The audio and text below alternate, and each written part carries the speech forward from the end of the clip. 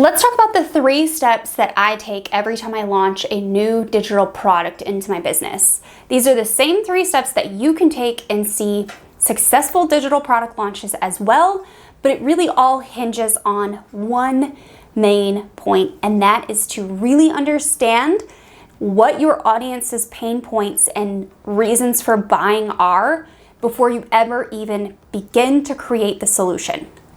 So what that means for you is you're not going to go out and create a bunch of digital products to sell and list them up on Etsy and hope and pray for sales. We're not doing that. So without further ado, I have some slides for you. Let's jump right on in. For your next digital product, shouldn't be the most easy thing that you do in your business, because remember, sales, while they should feel easy, don't always come easy.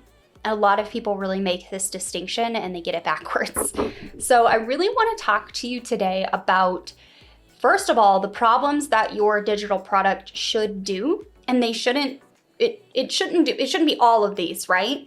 It should just be 1 or 2 of these your product should do. So solve a problem, get your customer closer to goals, save them money, save them time, or help them to build relationships. One of these should be met with your digital product. Now, the steps I follow are as follows. You first want to identify a problem. That's step 1. And step 1.2 is who would buy that product. So identify the problem and identify the person that is going to buy that product based on that problem. Then you want to narrow in on why they would buy that product in the first place, or at all, or ever. Why are they buying this product? Now, the example I'm going to walk you through, the why kind of maps to pain points, but you can also do pleasure points.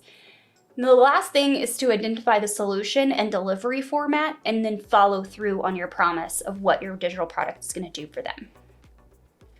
So first things first, identify the problem. Now, a couple of pro tips, you're going to find these throughout this video today, is pro tip number 1 is to create digital products.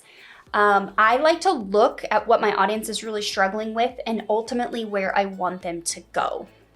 So for example, if I have my Pinterest strategy guide and my audience's problem is creating a Pinterest marketing strategy for digital products, ultimately I want them to end up in my membership. So be thinking about that customer journey through your product suite as you are planning a digital product to add to your digital product suite, okay? So, for example, if you have a digital product store selling digital planners for college students, you might want to create a digital product that helps your college student audience to better manage the course load, the time that they need to invest in their course load, their study time, and also have a personal life and maybe even a part-time job. Now, that is a big ask. You could literally fill an entire digital product store with products that help that one sentence right there. So we really want to dig deeper into that. Out of what we can help our digital product audience of college students to do, what is a common problem that they all have? And then really narrow down in on that one common problem. So one common problem that an audience of digital planning products college students might have is note-taking. Maybe they have a really big issue with taking notes and keeping track of their notebooks, filling their notebooks up, never being able to find them. The little wire thing gets caught on every other book in their backpack. It's just a pain in the rear, right? So a pain point of that common problem is they have too many notebooks. They're not searchable like a digital database would be. They're always running out of space and they're always needing to buy more.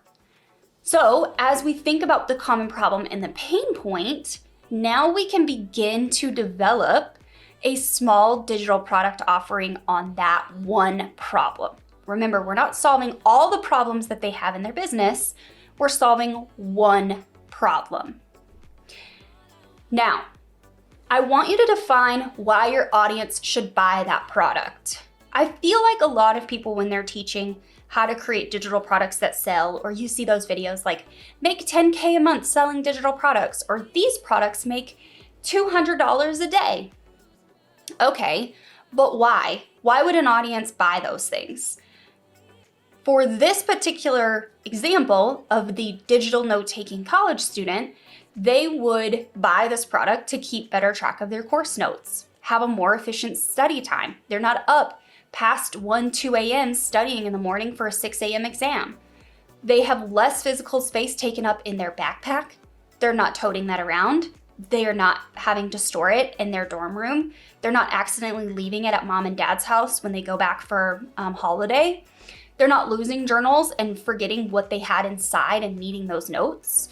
The ability to back up their notes to a cloud is like next level. And then they also are highly customizable. You can add graphs, you can add drawings, you can add images and really take notes on top of all of that to help with your studying. So next, we're gonna move on. Now that we've identified the problem and why someone would buy, we're gonna create the solution with those things in mind, because that's going to help us to sell the product ultimately. So 2 solutions come to mind out of this example that I've given you. A digital note-taking journal. It's one thing, it's low cost, it's super easy to adopt. Most of us, if not all of us, have a tablet of some sort where we can download apps like GoodNotes or Notability, and we can take notes in note-taking apps. You don't just have to have an iPad in order to have a digital journal. You can have any tablet with note-taking apps. Now, another benefit to this one tiny product is that it can fit as a step in the funnel to where we ultimately want them to go. More on that in a minute. Now, step number 2 is a digital planner with a notebook. Now, this product is going to be a higher cost to the end user, and it's probably going to be a bigger ask for them to adopt, because they probably already have a planner system they like. Maybe they use Notion, maybe they use Google Calendar, maybe they have a physical planner and they really like that, but they really only need a solution right now for digital journaling, just for note-taking.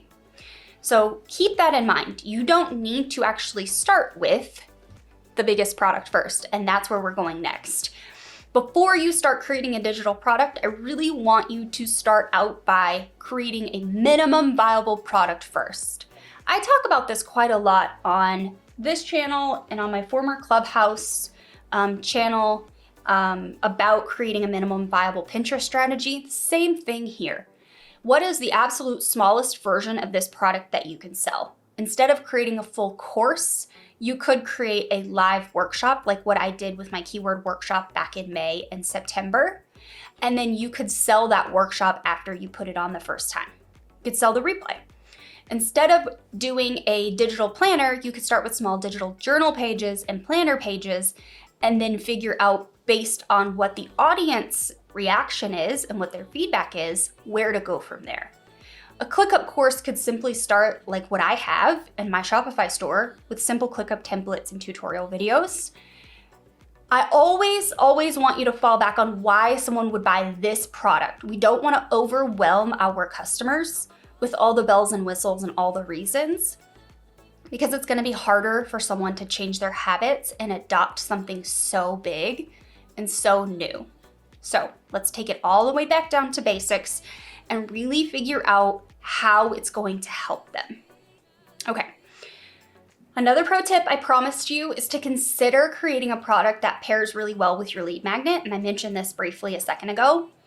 Almost all of my lead magnets pair really well with 1 or 2 of my digital products, and I actually place those digital products on the thank you page after someone signs up for a lead magnet, where they can see that product for sale, and it really helps them to take the next step. So not only are you going to get more eyeballs on your digital products right out of the gate because people are signing up for your email list, but you're also helping to secure more paid buyers into your email list and into your ecosystem that would then be willing to go on and buy something for you again, from you again later. All right, so let's talk about drafting your product. I want you to draft your product and actually send it out to people and get some feedback. So whether you sell it at a really low price or whether you give it to a select group of people for free, I just want you to get feedback on it. It needs to be constructive, not, oh my gosh, this was so great, thank you so much.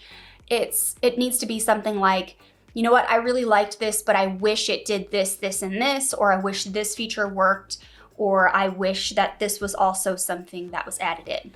When you're getting feedback that's constructive from people that would be likely to buy your product, you're gonna be able to see through their eyes how they would approach this product for sale in the real marketplace, and then how you can spin it and sell it to other people just like them. You can also use that language that they give to you back to new customers later on your sales pages. This is gonna help you ultimately to make your final product so good that it's an absolute no-brainer to buy. All right, next we're gonna talk about prepping to sell. There are so many places that you can sell your digital products online. We're not gonna get into the nitty-gritty, implementation parts of selling digital products today. I will tell you that I have used Shopify Lite, Sendowl, I have a Shopify store, I have an Etsy store, and I also have ThriveCart. But I've also been in business for 7 years. So I would start small with one place that's really affordable for you to sell. The ThriveCarts, the SamCarts, these are gonna be really expensive ways to get in. Creative Markets application only. Etsy, you have to pay like 10 cents per listing, so you still have to pay in order to sell. But there are affordable ways to get started and sell, and Sendowl is definitely one of them. And I think even link in bio stores like Stan Store are very appealing. You can also sell through ConvertKit now on their free plan. You just don't have automations, which is really unfortunate, but I would start with their pro plan and just get started with the ability to sell, and you can send emails and it can be housed all in one place.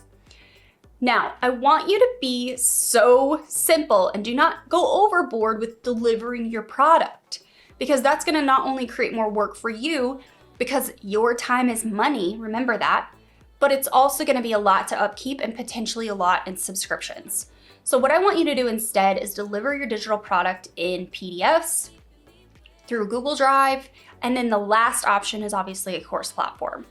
Now, situations like ThriveCart, you have the ability to have a course platform actually built in already from the get-go, and you can get started with ThriveCart for, I think it's like $495 for lifetime. I'll put my affiliate link in the description below. But with $495 for lifetime, you have a cart tool with sales pages, checkout pages, and a full course hosting software, and it integrates nicely with all of the major email service providers. So I want you to think so simple about creating the delivery. All of my digital products that I actually sell inside of my Shopify and Etsy stores are all PDF Google documents that I created and linked, or they are Canva documents that I created and linked, and they're just PDFs. They click the buttons, they click the links in those PDFs, and it takes them to Canva to swipe their templates or click up to copy their templates. The videos are embedded in links in those as well.